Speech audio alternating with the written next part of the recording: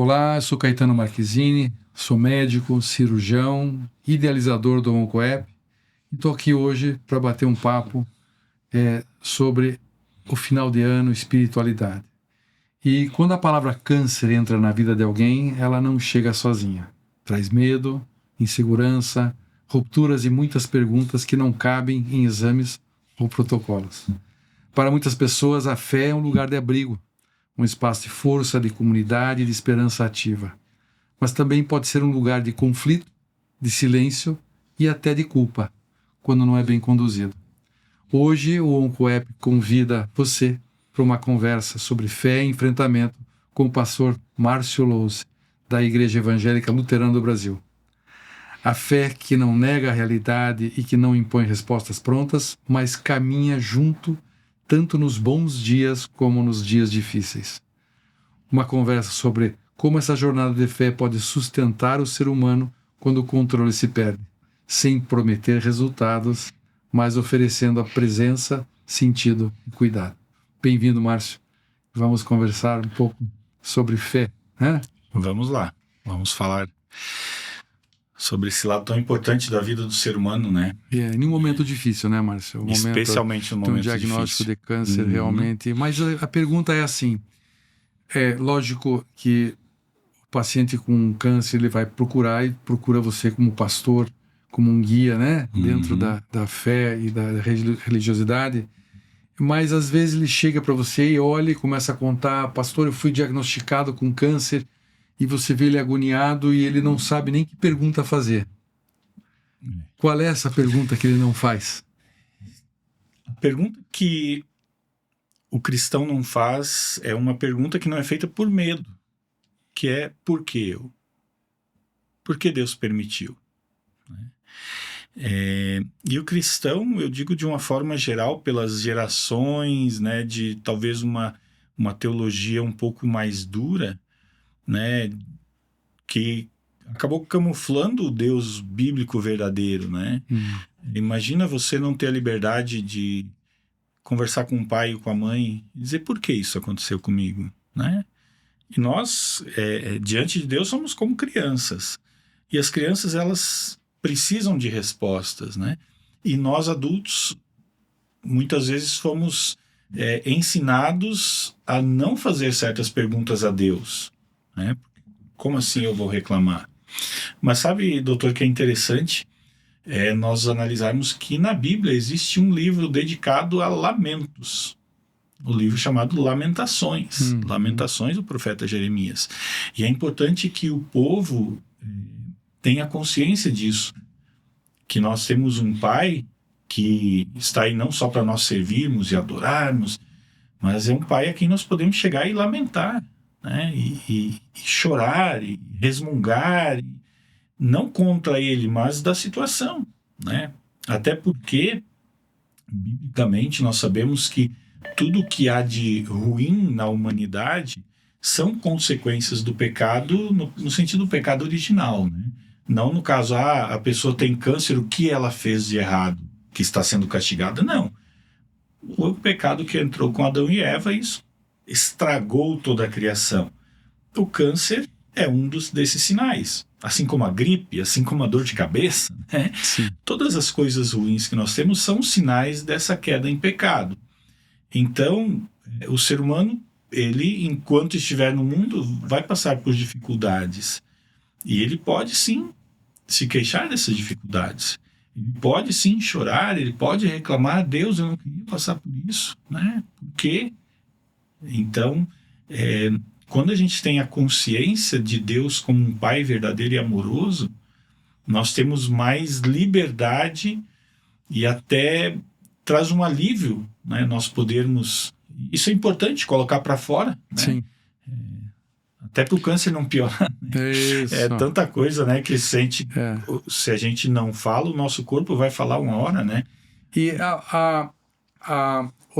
se deparar com a finitude, quer dizer, é isso que eu acho que é um diagnóstico desse faz. É como um paredão, né? Que você sabe que vai ter fim, né? Sim. E que a finitude, ela existe mesmo para todos nós, independente, em algum momento ela virá.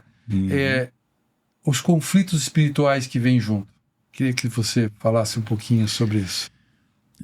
Aí eu volto novamente à prática da igreja ou dos cristãos que não estão necessariamente baseados no conhecimento da palavra de Deus, né? Vem essa prática como eu disse, não, se você tem uma doença é porque você cometeu um pecado grave, né? Isso já no tempo de Jesus, né? Jesus e seus discípulos encontraram um cego e aí questionaram: Jesus, quem foi que pecou?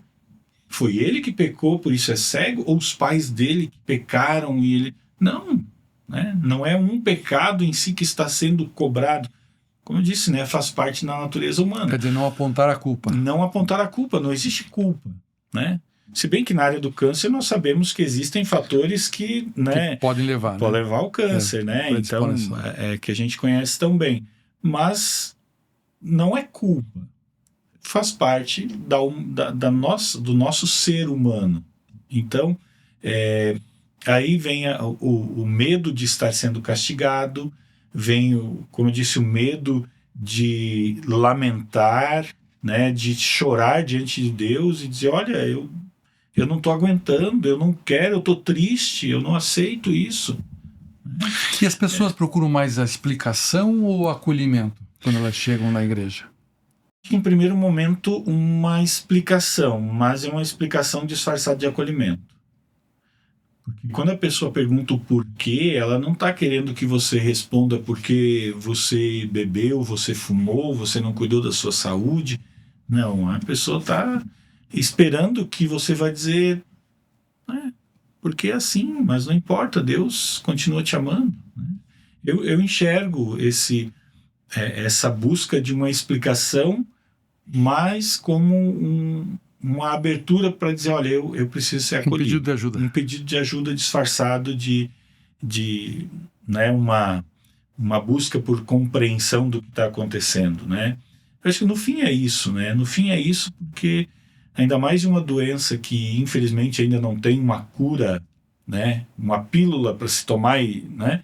Ela sabe que a luta é difícil e é uma luta que vai ter um fim uma hora. E para atravessar esse período todo, a gente fala que às vezes o excesso de um lado rouba a realidade do outro, né? E a espiritualidade, ela às vezes pode levar a pessoa num ponto que ela vai negar a realidade do que está acontecendo.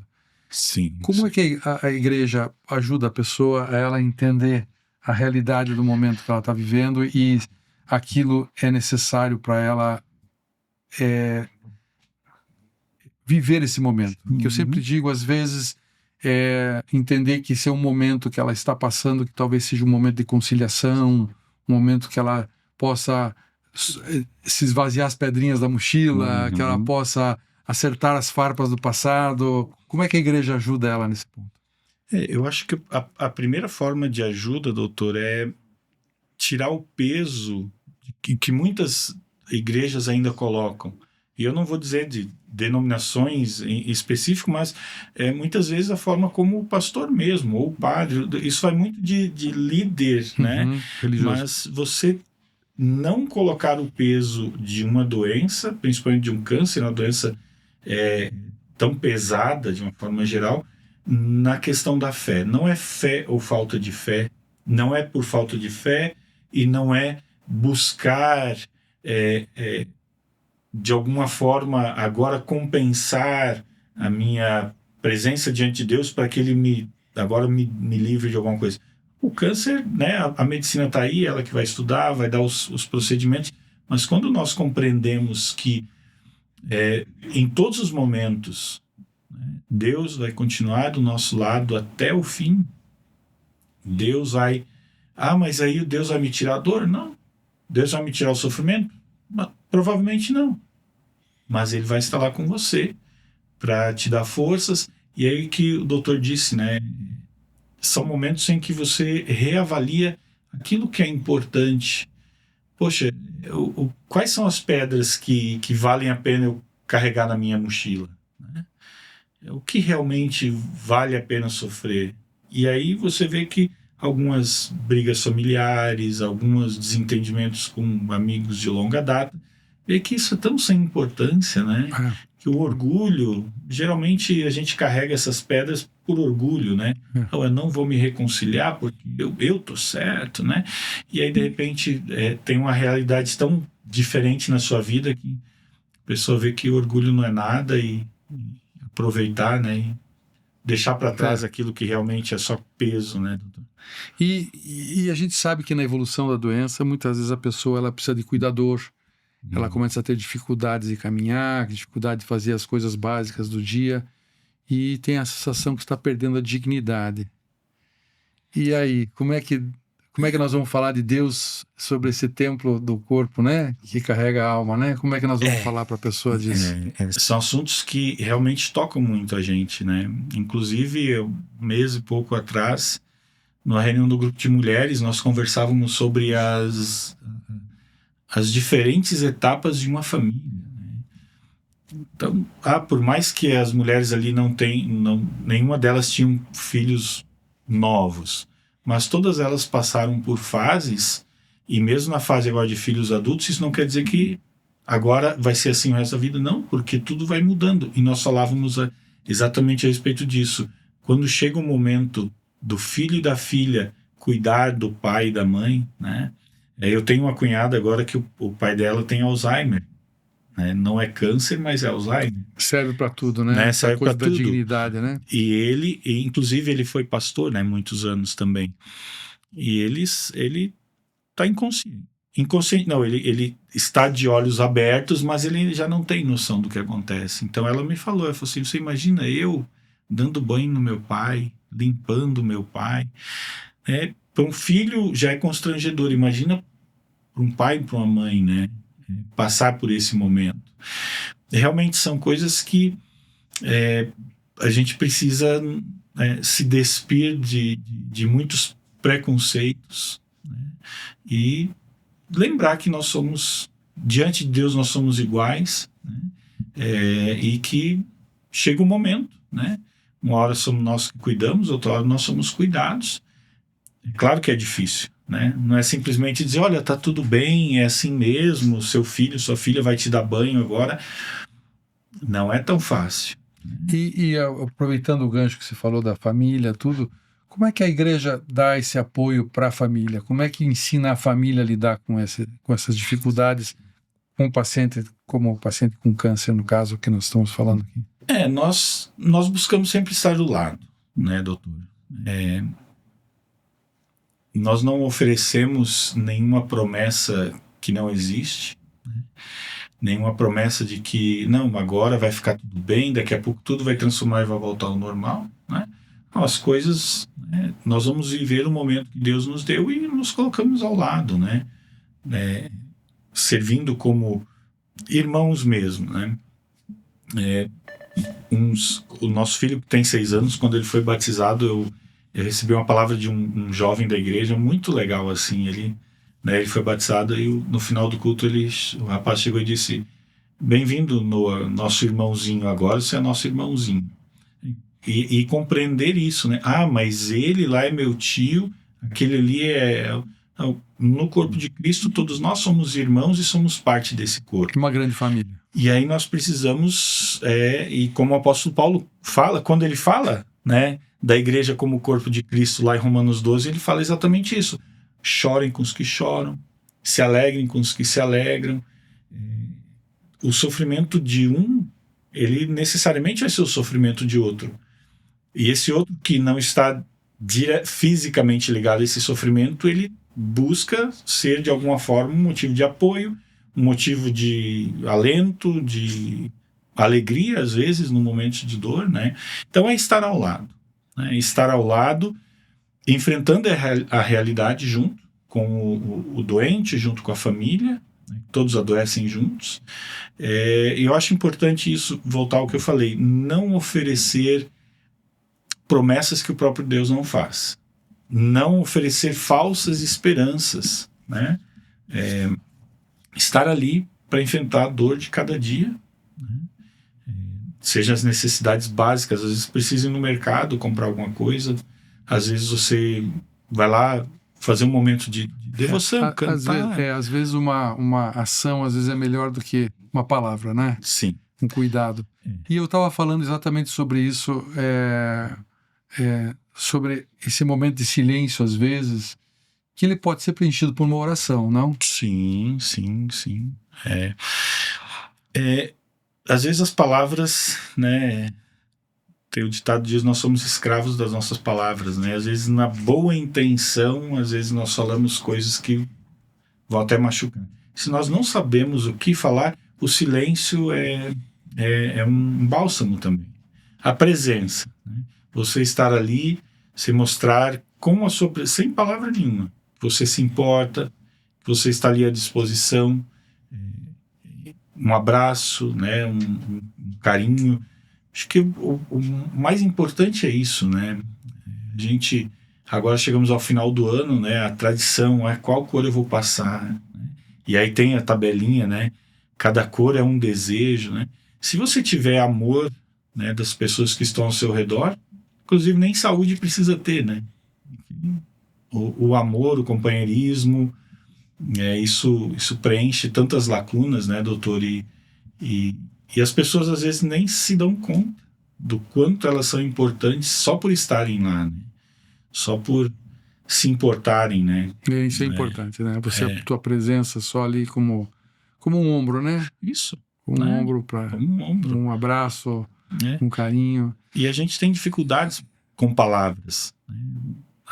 Naturalmente, a gente tem dificuldades ainda com mais palavras. Em momentos difíceis. Exato, né? Para você contar uma piada é fácil, né? Às vezes num momento difícil assim, ok, não precisa ter palavras, né? Apenas um abraço basta. Eu queria encerrar, pedir para você, Márcio, chamar de você, porque claro. Você me der a liberdade, deixar uma mensagem. Falar com quem está em casa ali, passando por esse momento difícil, no final de ano agora, onde tem esse acolhimento familiar, onde a gente deve passar juntos aí, uma mensagem para quem está te escutando em casa. Muito bem, doutor. Então eu deixo uma palavra para todos nós, né? Nós somos seres humanos limitados, finitos, e nós sabemos que devemos agradecer a Deus todos os dias que Ele nos permite estarmos vivos aqui, com saúde plena, talvez a saúde debilitada, mas se Deus permite que nós estejamos aqui, é porque Ele tem planos para nós, né? E que bom nós podermos permitir que Ele nos use, né? Se eu estou saudável, se você que está ouvindo está saudável e tem condições, se coloque ao lado daqueles mais necessitados. Se você está doente, está precisando de presença, não tenha vergonha de solicitar, não tenha vergonha de ligar, de chamar. Se coloque diante de Deus em oração, sincera, chore, lamente, e permita que Deus traga consolo, permita que Deus traga alívio para os seus sofrimentos e perceba isso, né? O alívio, o sofrimento e a ação de Deus não vem num milagre aos nossos olhos, de coisas extraordinárias, no ordinário do dia a dia, né? No parente que veio ali te ajudar, fazer uma visita, em alguém que se dispõe a, de alguma forma, estar ao seu lado. Nessas pequenas coisas, Deus está ali, né? Mostrando o seu amor, mostrando a sua fidelidade, as suas promessas. E um dia o sofrimento vai terminar, com certeza, né? E o nosso desejo, como o apóstolo Paulo, ele disse, no momento de muito sofrimento, doente, preso, sendo torturado, ele disse: minha grande vontade é partir e estar com Jesus. Se Deus não permitir partir, que nós vivamos no amor de Deus, vivamos provando esse amor diariamente na nossa relação com o próximo. É ali que Deus se manifesta, na relação dos seus filhos e filhas uns com os outros. Desejo que todos tenham dias melhores, desejo que todos tenham e sintam que Deus está ali no seu dia a dia, nas pequenas coisas. Perfeito. A doença nos confronta com limites que não escolhemos. Ela nos obriga a desacelerar, rever prioridades e muitas vezes a silenciar. Talvez a espiritualidade não esteja em compreender tudo, mas em atravessar com mais consciência, respeito e dignidade aquilo que não pode ser mudado. Cada pessoa vive sua jornada de forma única. Não existe um jeito certo de sentir, de sofrer ou de ter esperança. Existe apenas o caminho possível e a forma de como escolhemos percorrê-lo. Que essa conversa ajude você a se tratar com mais gentileza, a respeitar seu tempo e a reconhecer que mesmo nos momentos mais difíceis ainda há espaço para a humanidade. O OncoApp segue ao seu lado, acreditando que cuidar também é compreender o ser humano em toda a sua profundidade. Pastor Márcio, muito, muito obrigado. Obrigado, e que Deus doutor. abençoe a todos nós. Amém.